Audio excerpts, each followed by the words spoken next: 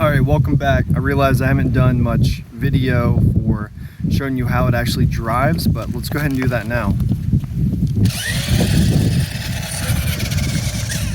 And let's actually take it through the grass, because most Wyze cars cannot even handle the grass. And you can see I'm going to be doing a separate video so you can see how I upgraded the wheels, because those are obviously not the stock wheels either.